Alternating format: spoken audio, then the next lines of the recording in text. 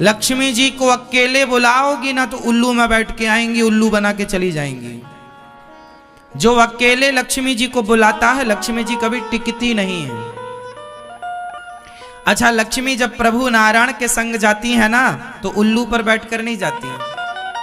लक्ष्मी जी के दो वाहन हैं, अकेले बुलाओगे तो उल्लू पर आएंगी, और जो युगल बुलाओगे मतलब नारायण सहित लक्ष्मी बुलाओगे तो उनका वाहन बदल जाएगा। फिर किस में आएंगी आप बताओ? हाँ, हाथी में कौन बोल रहा है? हाँ, जब भगवान जब पत्नी पति के साथ चलती है ना, देखो पत्नी तो जाती है तो अपना एक्टिवा स्कूटी उठाई चलेगी फिर, लेकिन जब पति के संग जाएगी, वो पति के पास कार है तो पति कार में बैठा के ले जाएगा। तो लक्ष्मी जी का अपना पर्सनल वाहन तो उल्लू है। जैसे कोई अकेले बुलाए ना, हे लक्ष्मी जी आप बस आओ, लक्ष्मी बोली आ रही हो, तो जो उल्लू बना के चली जाऊंगी। इसलिए अकेले लक्ष्मी जी को मत बुलाया करो, भगवान नारायण को बुलाओ। जब प्रभु नारायण को बुलाओगे तो लक्ष्मी जी उनके संग ही आएंगी, पत्नी कहां जाएगी? तो जब लक्ष्मी जी नारायण के संग आती हैं तो गरुण जी पर बैठ करके आती हैं। किस पर बैठकर आती हैं? आपने कभी जगन्नाथ जी गए हो तो वहां मंदिर के द्वार पर गरुण स्तंभ है। हमारे भारत में आप यहां रंग जी जाइएगा, वृंदावन में सोने का खंबा है जहां, वहां उस सोने के खंबा पर कौन बैठे हैं? गरुण जी। गरुण स्तंभ बोलते हैं। हम भारतीयों के मंदिर जब जब जहां जहां रहे वहां पर गरुण स्तंभ जरूर रहा।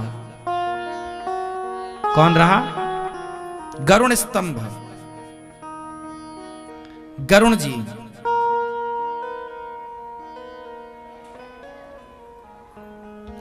एक तरफ गरुण जी और दूसरी तरफ हनुमान जी। गरुण जी पर सवार होते हैं हमारे भगवान। किस पर सवार होते हैं? और जो लक्ष्मी भगवान नारायण के संग गरुण में बैठकर आती हैं, वो आती तो हैं पर कभी जाती नहीं है, रह जाती हैं। और जो लक्ष्मी उल्लू पर बैठकर आती हैं वो जल्दी भाग जाती हैं। इसलिए अकेले लक्ष्मी की उपासना नहीं, प्रभु नारायण के संग।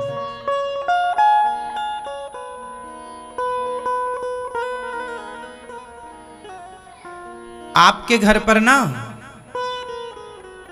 भगवान नारायण का, आपके घर में गोपाल जी तो होंगे, बोलो हाँ या ना? पर आपके घर में एक चीज और होनी चाहिए। कुछ लोगों के घर में है, कुछ लोगों के घर में नहीं है, होनी चाहिए। आपके घर में भगवान नारायण का एक ऐसा धातु की प्रतिमा होनी चाहिए जिसमें प्रभु आराम से लेटे हैं और लक्ष्मी जी उनके चरण दबा रही हैं। आपके घर में भगवान के ये विग्रह जरूर होने चाहिए, धातु के या पत्थर के, जो आपको मिल जाए कि भगवान लेटे हैं और लक्ष्मी जी उनके, जिस स्वरूप को आप लोग देखते हैं बैकुंठ में, बैकुंठ में भगवान शेष नाग के ऊपर लेटे हैं और लक्ष्मी जी उनके, घर में लक्ष्मी जी बैठी हुई होनी चाहिए, खड़ी हुई नहीं होनी चाहिए। खड़ा हुआ व्यक्ति तो जल्दी चला जाएगा, बैठा हुआ तो बैठे। तो जब नारायण लेटे होंगे और लक्ष्मी जी चरण दबा रही होंगी तो ये स्वरूप आपके घर में धातु में होना चाहिए, ताकि आप उनको रोज स्नान करा सको, रोज तिलक करा सको, चरणामृत पी सको और भगवान को इस रूप में प्रणाम कर सको। इस प्रतिमा से घर में धन धान्य की वृद्धि होती है।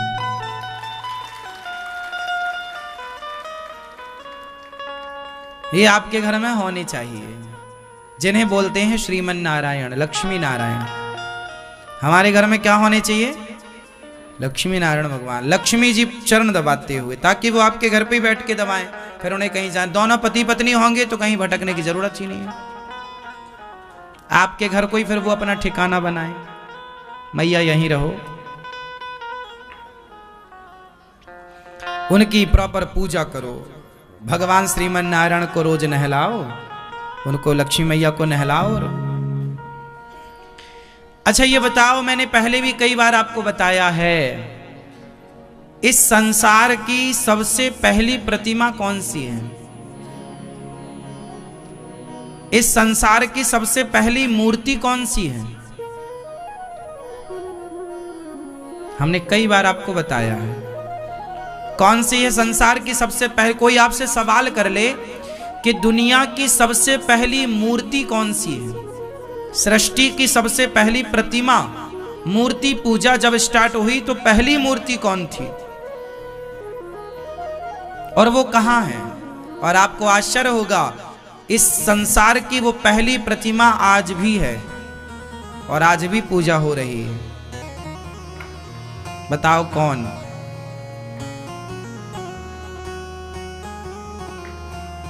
कौन है वो मंदिर? बताओ हमारे देश में वो कौन सा मंदिर है जिस मंदिर में इस संसार की पहली प्रतिमा विद्यमान है, पहले ठाकुर विद्यमान है? बताओ।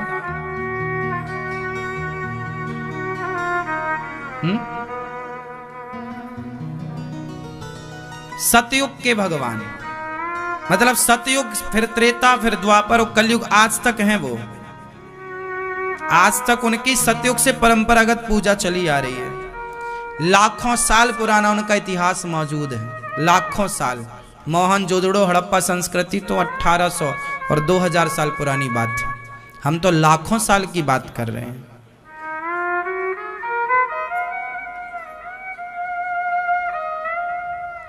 कौन है वो पहली प्रतिमा?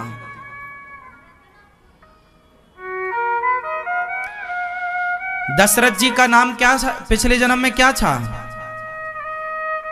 दशरथ जी का नाम? क्या था पिछले जन्म में? मनु। और कौशल्या मैया का नाम था शतरूपा। जब मनु शतरूपा ने प्रभु से कहा, यह बात है सतयुग की, उस समय की जब सृष्टि प्रारंभ हुई थी, जब सृष्टि प्रारंभ हुई, मतलब अभी सृष्टि शुरू हुई, अभी भीड़ भाड़ कुछ नहीं है, कोई भी नहीं है, अभी प्रारंभ काल है। तो मनु शतरूपा ने घोर तपस्या की, 10,000 वर्षों तक कठिन तपस्या की। तब भगवान प्रकट हुए, और भगवान जब प्रकट हुए तो मनु से कहा, मांगो, कुछ मांगो।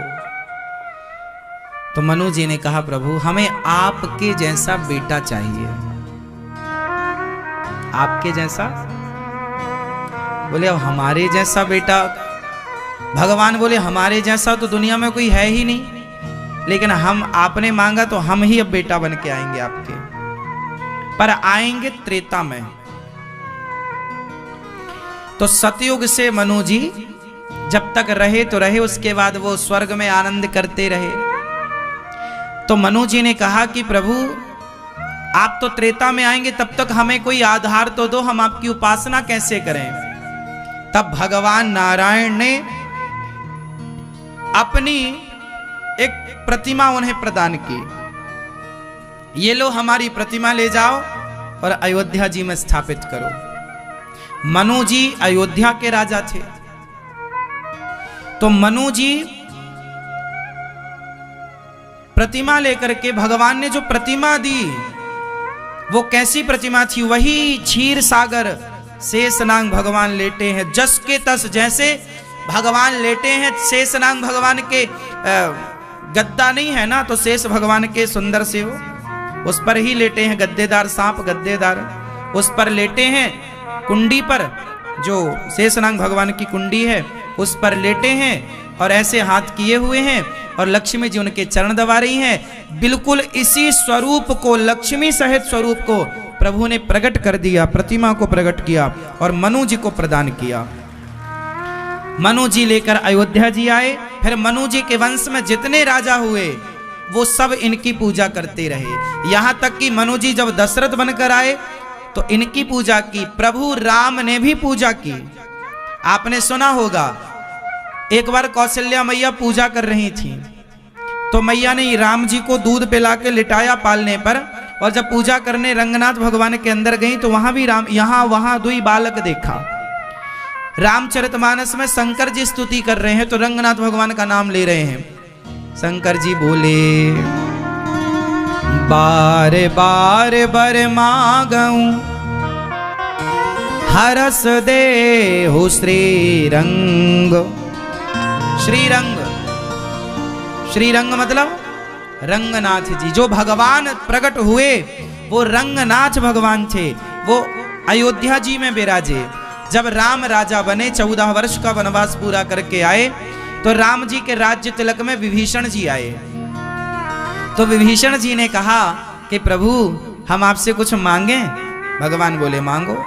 बोले आपके अयोध्या में ये रंगनाथ भगवान विराजे हैं, अब एक काम करो कि अब तो आप ही भगवान हो, अब यहाँ इनकी क्या आवश्यकता, आप हमें दे दो, हम लंका लेकर के जाएंगे। राम जी बोले ले जाओ। रंगनाथ भगवान को विभीषण जी लंका ले जाने लगे तो रंगनाथ जी ने बोला सुनो, तुम हमें लंका तो ले जा रहे हो, पर शर्त है हमें बीच में कहीं रख मत देना, यदि रखोगे तो फिर हम वहीं रह जाएंगे। अब विभीषण जी बोले बिल्कुल नहीं रखेंगे। अब विभीषण अपने विमान पर भगवान को रखे। पुष्पक विमान था विभीषण के पास, रावण वाला। पुष्पक विमान में भगवान को पधराया, रंगनाथ भगवान को, और लेकर के चले। तभी विभीषण जी को ना लघु शंका आ गई। जब लघु शंका आई तो उन्होंने अपना विमान रोका, और रोका तो वो जिस तरफ उतरने वाला था उसी तरफ भगवान को पधरा रखा था। तो जब तक भगवान को नहीं उतारेंगे तब तक वो उतर नहीं सकते थे। तो उन्होंने भगवान जी को भी उतार के वहां, वो भूल गए कि भगवान ने ये वचन लिया कि हमें कहीं रखना मत। तो विभीषण जी ने उनको जमीन में वहीं पधरा दिया, और जैसे ही रखा लघु शंका करके आए, स्नान इत्यादि करके जब आए तो उठाए तो उठे ही नहीं। भगवान बोले भूल गए, हमने बोला था ना मैं रखना मत। अब विभीषण जी रोने लगे, प्रभु क्या बताएं, वो गलती हो गई, आपको हमने रख दिया। भगवान बोले कोई बात नहीं, मैं अपने भारत को छोड़कर जाना ही नहीं चाहता, पर तुम एक काम करना कि मैं देखूंगा तुम्हारी तरफ, चिंता ना करो। इसलिए रंगनाथ भगवान का मुंह दक्षिण की तरफ है, और तुम पूजा करने रोज यहीं आया करो। आज भी विभीषण जी रंगनाथ भगवान का पूजन करने आते हैं। विभीषण जी अमर है ना, तो विभीषण जी आज भी आते हैं। तो जो पहला मंदिर है, जो पहली प्रतिमा है, वो रंगनाथ भगवान की प्रतिमा है। ये देखिए टीवी पर आप देख सकते हैं, ये रंगनाथ भगवान है, ये रंगनाथ भगवान टीवी पर आप देखिए, ये रंगनाथ भगवान है लेटे हुए।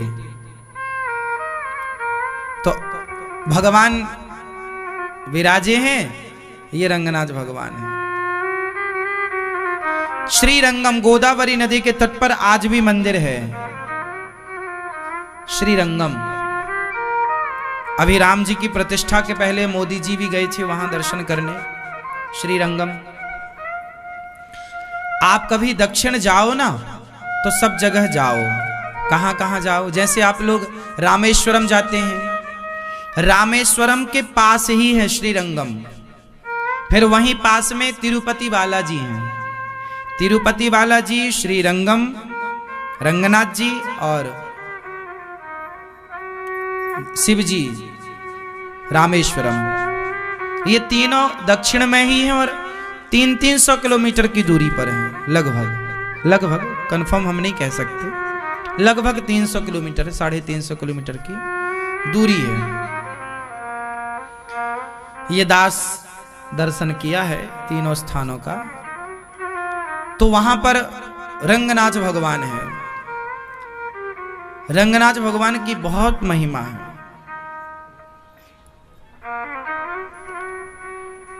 रंगनाथ जी की पूजा श्री रामानुजाचार्य जी करते थे। ये हमारे दर्शन कीजिए रामानुजाचार्य जी। ये जो रामानुजाचार्य जी हैं, आज से 1000 साल पहले इस धरती पर आए। क्यों आए? बोले पाप इतना बढ़ गया, अत्याचार इतना बढ़ गया, तो लक्ष्मी माँ ने लक्ष्मण जी को आदेश दिया, जाओ तुम दर्शन दो और लोगों पे धर्म की स्थापना करो। तो रामानुजाचार्य जी आते हैं। लक्ष्मण जी ही रामानुजाचार्य जी के रूप में आए। आज से लगभग 1000 वर्ष पहले। और रामानुजाचार्य जी ने खूब धर्म की स्थापना की, भक्ति का प्रचार किया, प्रेम को प्रचारित किया कि प्रभु से प्रेम करो बस। रामानुजाचार्य जी आए और जब इनका जीवन कार्यकाल पूरा हुआ, जब इनकी अंतिम घड़ी आई और जब इन्होंने प्राण विसर्जित कर दिए, प्राण त्याग दिए, तब इनके शिष्यों ने, ये घटना है, ये घटना भी वहीं रंगम की है, रंगनाथ जी की, रंगनाथ मंदिर के अंदर रंगनाथ भगवान की पूजा आप करते थे। फिर जब इनका शरीर पूरा हुआ, श्री रामानुजाचार्य जी का, स्वामी श्री रामानुजाचार्य जी का, तो इनके शिष्यों ने कहा चलो अब समाधि कर देते हैं। तो जमीन में गड्ढा खोदा और इनको विसर्जित किया। तो रंगनाथ भगवान रोने लगे। रंगनाथ भगवान बोले मेरे रामानुज का अंतिम संस्कार मत करो। अरे तो प्रभु अंतिम संस्कार ना करें? रामानुजाचार्य जी से रंगनाथ भगवान सीधी बात किया करते थे। रंगनाथ भगवान रामानुजाचार्य जी से बात किया करते थे। तो भगवान रो पड़े, बोले रामानुज को मत समाधि दो, मत अंतिम संस्कार करो। बोले फिर क्या करें? बोले मेरे सामने बिठा दो। आप आश्चर्य मानेंगे, मैं ये पहले भी बता चुका हूं, आप आश्चर्य मानेंगे कि रामानुजाचार्य जी का शरीर आज भी 1000 साल बाद, इस बात को 1000 साल हो गए, आज भी उनका शरीर जस की तस रखा है। आप लोग देख सकते हैं, हम सब लोग देख सकते हैं। ये देखिए उनका ओरिजिनल शरीर है टीवी पर, ये उनका ओरिजिनल शरीर है, कोई मसाला और कोई ईंट पत्थर का सीमेंट का शरीर नहीं है, ये ओरिजिनल, वही हड्डियां, वही चमड़ी, ये 1000 वर्ष पुराना शरीर है। और आप लोग दर्शन कर सकते हैं। बड़े बड़े वैज्ञानिकों ने आकर रिसर्च की कि भाई इतना पुराना शरीर हमारा, तो आपका शरीर तो देखो 100 मतलब दिन 2 दिन 5 दिन में ही बदबू मारने लग जाएगा। पर रामानुजाचार्य जी साक्षात लक्ष्मण जी का अवतार है ना, और उनसे प्रेम भगवान करते हैं, तो भगवान ही तो पंच तत्वों को देने वाले हैं, वो बचाए रखें तो सदा रहेंगे। तो आज भी तिरुपति वाला रंगम में भगवान रामानुजाचार्य जी का शरीर आज भी है। हमारे जो आचार्य हैं वो श्री रामानुजाचार्य जी हैं, हमारी संप्रदाय है वो श्री संप्रदाय है। श्री संप्रदाय कहाँ से स्टार्ट हुई? माता लक्ष्मी जी से। हमारी तो आचार्य ही माता लक्ष्मी है। इसलिए कहता हूं कि भगवान नारायण लेटे हों और मैया चरण दबा रही हों, फिर देखना आपके घर सदा लक्ष्मी जी का वास होगा। और बस सदा आपस में जय श्रीमन नारायण बोला करो, हाय हालो मत बोला करो। जय श्रीमन नारायण, जय श्री कृष्ण, जय श्री सीताराम। आपके जीवन में जो मुसीबत आती है, संकट आता है, कष्ट आता है, दुख आता है, विपत्ति आती है, वो कौन देता है? आप उत्तर दीजिए, कौन देता है? भगवान। आप कह रहे हैं भगवान जी दुख देते हैं, तो बताओ भगवान की आपसे कोई दुश्मनी है? क्यों देते हैं भगवान? आप भगवान पर झूठा आरोप लगा रहे हैं। अच्छा बताओ, आपके जीवन में जो दुख आता है, संकट आता है, उसका वो कौन देता है? दादाजी आप बताएंगे, सफेद मूंछों वाले दादाजी बताएंगे, आपके जीवन में जो विपत्ति आती है, दुख आता है, संकट आता है, वो आपको कौन देता है? भगवान देते हैं? हा? आप मतलब स्वयं। ये समझदारी की बात हुई। हम लोग आरोप भगवान आपने दुख दिया, भगवान कभी किसी को दुख नहीं देते, भगवान कभी किसी को मुसीबत पर नहीं डालते।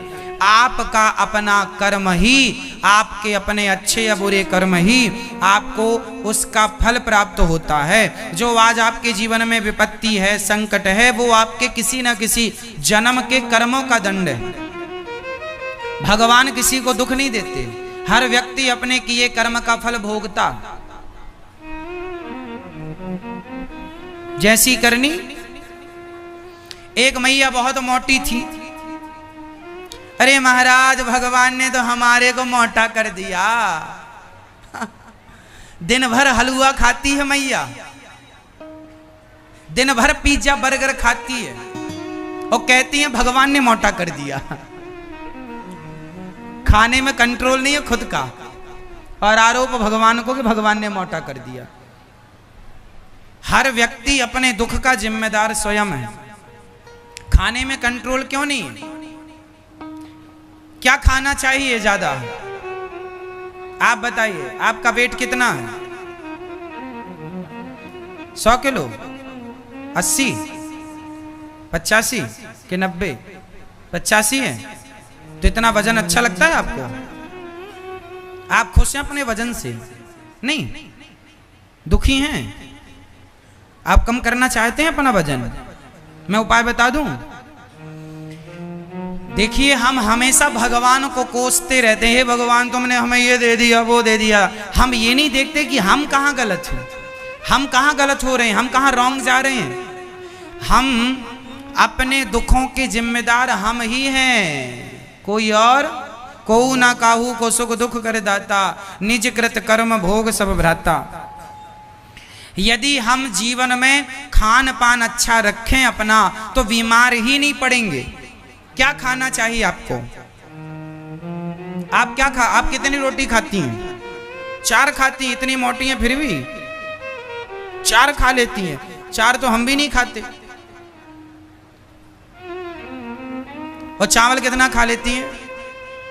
1 भी नहीं, कुछ। अब हम बता रहे हैं आपको जो वो खाना है। आपको 1 महीने के अंदर आपका वेट आपको देखने को मिल जाएगा, माइनस होना स्टार्ट हो जाएगा। 6 महीने के अंदर आप फिट हो जाएंगे। सुनिएगा, हमें स्वास्थ्य को भी अपना स्वस्थ रखना है। हमारा स्वास्थ्य ही हमारा धन है। हमें अच्छा स्वास्थ्य रखने के लिए क्या करना चाहिए? सबसे पहला काम कि हमें अधिक से अधिक पानी पीना चाहिए। आप दिन भर में कितना पानी पीती हैं? 4 गिलास, 4 लीटर। 4 लीटर तो बहुत कम है आपके वेट के हिसाब से। थोड़ा सा और ज्यादा। कितना? 20 किलो वजन पर हमें 1 लीटर पानी पीना चाहिए। तो यदि अब 40 किलो वजन है आपका तो 2 लीटर पानी पीजिए। 60 किलो वजन है आपका तो 3 लीटर पानी, और 80 का वजन है आपका तो 4 लीटर, और यदि आपका 100 है तो 5 लीटर। प्रत्येक 20 किलो पर हमें हमारे बॉडी को 1 लीटर पानी की आवश्यकता होती है। आपको इतना पानी पीना है। पानी ज्यादा पीजिए, और रोटी और चावल बिल्कुल जरा सा खाना सीखिए। ज्यादा से ज्यादा सलाद, ज्यादा से ज्यादा 1 एप्पल रोज खाने का संकल्प लीजिए।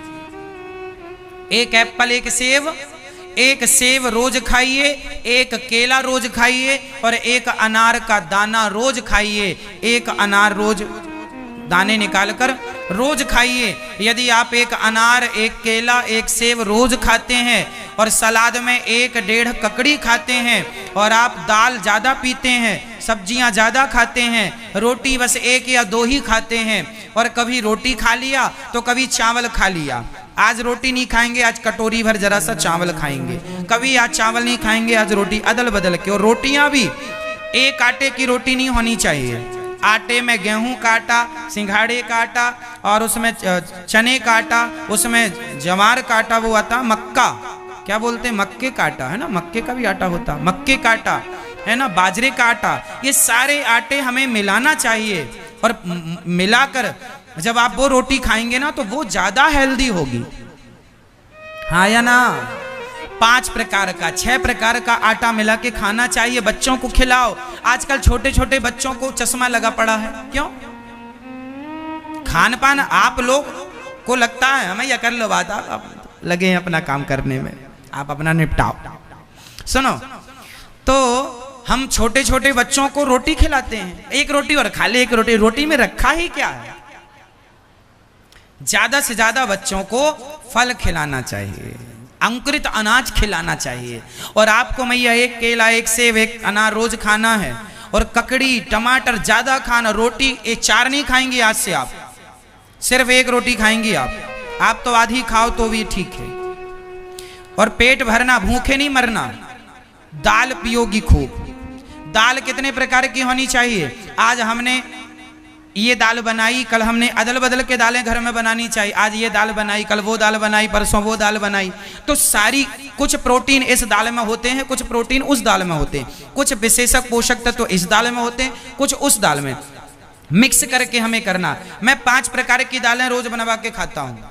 सिर्फ दाल पीता हूँ, दाल पीता हूँ, सब्जी खाता हूँ, फल खाता हूँ, सलादें खाता हूँ और जल पानी पीता हूँ, दूध पीता हूँ, बस। बाकी मैं रोटी चावल तो ना के बराबर ही खाता हूँ। इसलिए देखिए, आपके बीच में हमेशा भगवान ने शरीर दिया है तो उसे स्वस्थ रखना हमारी जिम्मेदारी है। ईश्वर ने शरीर दे दिया, अब आप बना लो बिगाड़ लो, मर्जी आपकी। आप लोग उल्टा, आप लोग रोटी 10-10 खा जाते हैं, रोटी खाएंगे, रोटी खाएंगे, रोटी खाएंगे,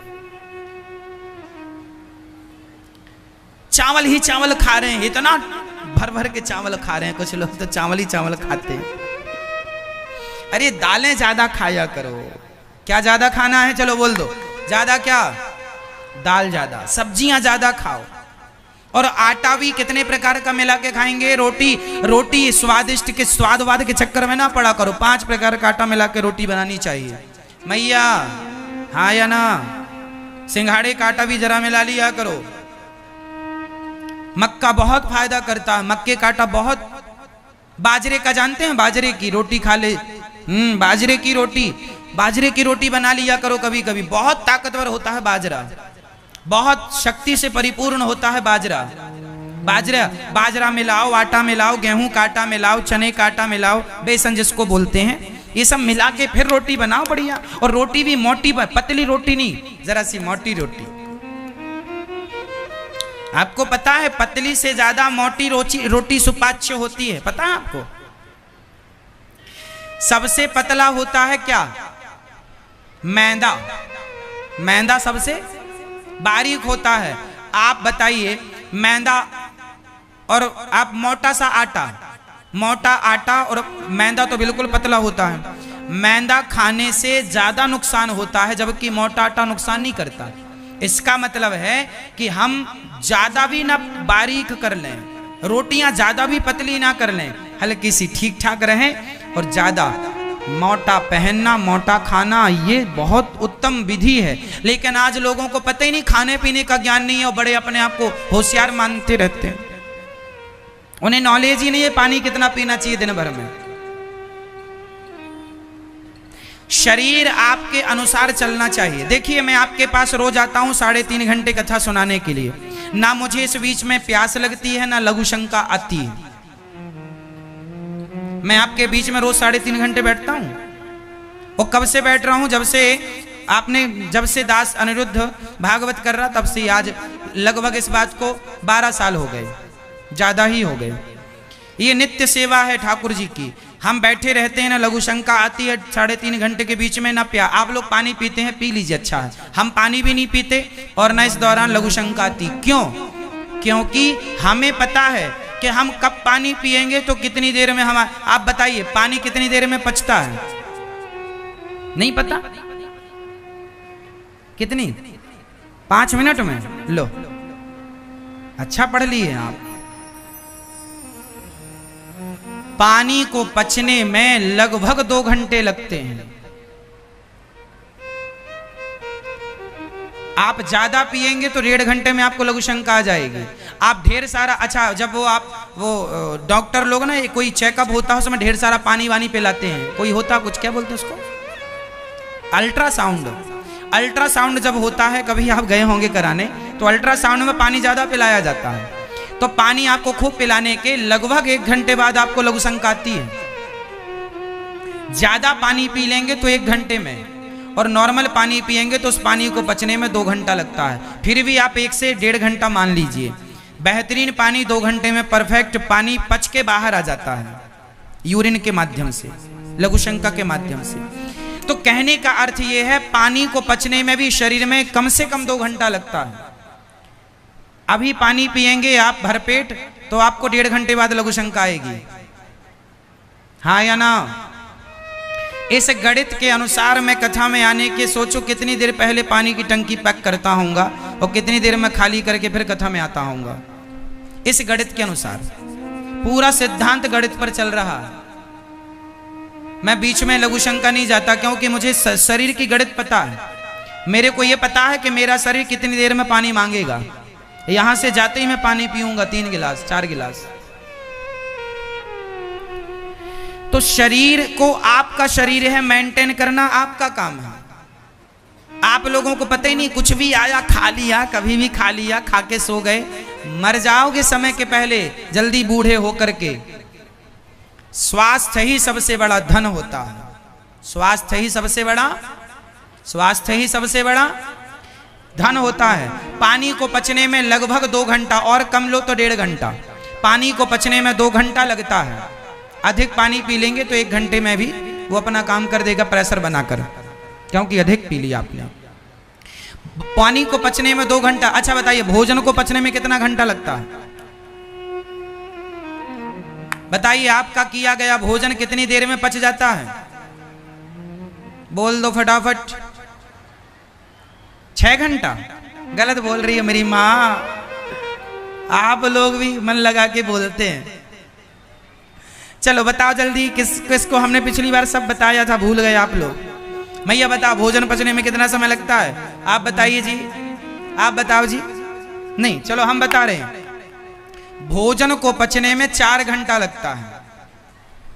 भोजन को पचने में 4 घंटा लगता है, जिसमें कि जो हम चावल, गेहूं, दालें खाते हैं, इनको 4 घंटा लगता है, जबकि फल जल्दी पच जाते हैं।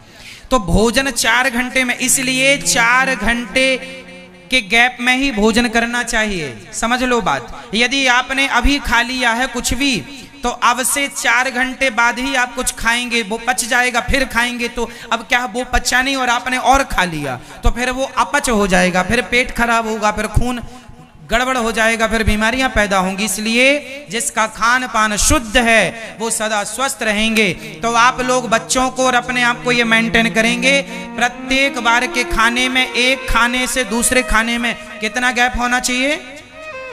जोर से कम 4 घंटा। यदि आपने सुबह का नाश्ता 7 बजे लिया है, तो भोजन आप 11 बजे ही करेंगे, क्योंकि 7 से 11 कितना घंटा? 7, 8, 9, 10, 11, 4 घंटा हो गया।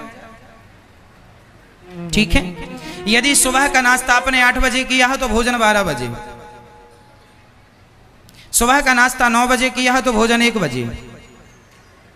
हाँ या ना? 4। अब यदि आपने भोजन 12 बजे कर लिया, तो फिर शाम का भोजन, अब उसके बाद कुछ खाना है तो 4 घंटे बाद ही खाइए। और रात्रि का भोजन, तो रात्रि को तो कुछ ना खाइए, सूर्यास्त के पहले कुछ खाइए। खान पान अच्छा कर लीजिए। मैं आपको विश्वास दिलाता हूं कि आप सलादें, फल ज्यादा खाएंगे, रोटी चावल कम खाएंगे, दालें ज्यादा पिएंगे, तो आपके शरीर में रोग ही नहीं हो सकता। ये मेरी लिखित में गारंटी है। यदि मेरे इस सिस्टम को फॉलो कर लेंगे, तो मेरी बताई बातें फॉलो कर लेंगे, तो बीमार ही नहीं पड़ेंगे। बीमारियों की जड़ खाना ही होता है, और खाना भी कुछ भी। अब जैसे आप लोग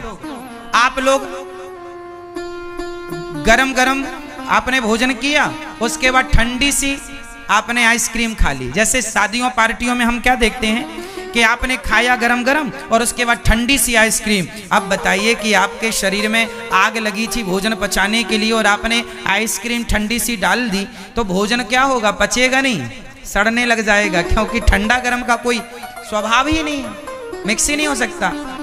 कुछ लोग इतने मूर्ख होते हैं खाने पीने के मामले में, उन्हें पता ही नहीं कि किसके बाद क्या खाना चाहिए। नॉलेज ही नहीं है, रत्ती भर ज्ञान नहीं है। अच्छा बताइए, शहद और घी को मिला दिया जाए तो क्या हो जाता है? बोलो, जहर हो जाता है। आप किसी को घी और शहद एक साथ पिला दीजिए, मर जाएगा। आप किसी को आम का रस और पेप्सी कोका कोला पिला दीजिए, मर जाएगा। दोनों मिल करके जहर हो जाता है। लेकिन लोगों को ज्ञान नहीं है। लोग भोजन करते हैं और भोजन करने के बाद आइसक्रीम खा लेते हैं। इतनी मूर्खता कहां होगी? आइसक्रीम ठंडी होती है, और भोजन पचाने के लिए आपके शरीर में एक आग होती है, जिसे जठराग्नि कहते हैं। वो जठराग्नि आपके शरीर को क्या करती है? भोजन को पचाती है। अब आइसक्रीम खा ली है तो आग बुझ जाएगी। इसलिए लोगों को ज्ञान नहीं है खाने पीने का भी, इसलिए बीमार पड़े रहते हैं हर दिन डॉक्टर के यहाँ, हर दिन डॉक्टर के यहाँ। चलिए, तो आप में से कितने लोग खान पान का विशेष ध्यान रखेंगे? खुद रखोगे, बच्चों को ज्यादा से ज्यादा क्या खाओगे?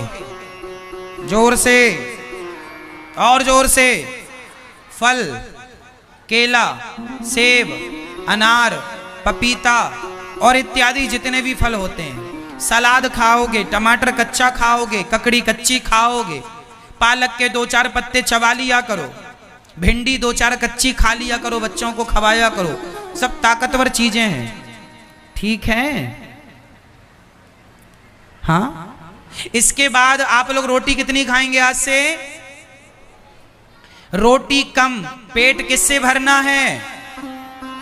पेट ज्यादा से ज्यादा सलाद से या फल से। अच्छा, फल और सलाद भी एक संग नहीं लिया जाता, ये भी मैं आपको बता दूं। फल और सलाद दोनों का कॉम्बिनेशन नहीं है, समझिएगा। फल आपको कब लेना चाहिए? सुबह। नाश्ता हमेशा फल का करना चाहिए। नाश्ता हमेशा किसका? अंकुरित अनाज खाओ, चने अंकुरित खाओ, बादाम खाओ, काजू खाओ, पिस्ता खाओ, है ना, और जो भी अंकुरित दालें हैं वो खाओ। उसके संग एक एप्पल, एक केला, जो भी आपकी क्षमता है, एक या आधा, वो फल सवेरे खाना है। दोपहर के भोजन में सलाद खाना है और रात्रि को दूध पीना है, या सुबह फलों का रस, दोपहर को लस्सी और दोपहर को छाछ पी सकते हैं। शाम को आपको दूध पीना है। दूध पीने का सिद्धांत रात्रि का है।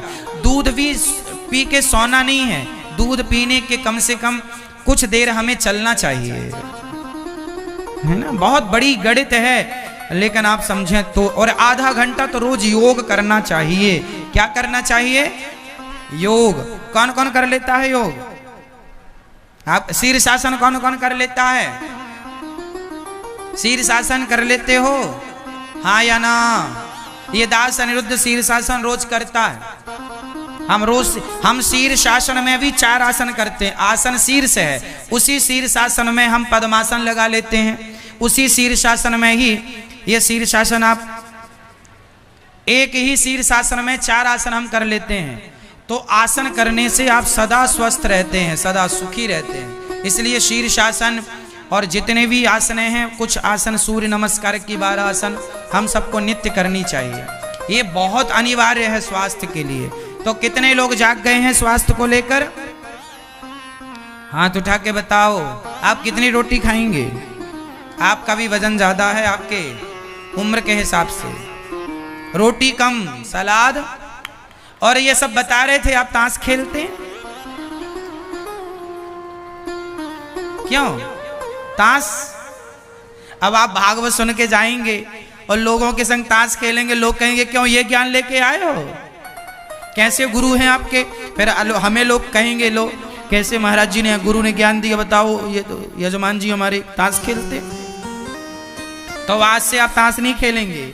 बड़े भैया ने भी कह दिया नहीं खेलेंगे। आप दोनों भाई खेलते रहे साथ में, अच्छे भाई हो। अब नहीं खेलेंगे ताश।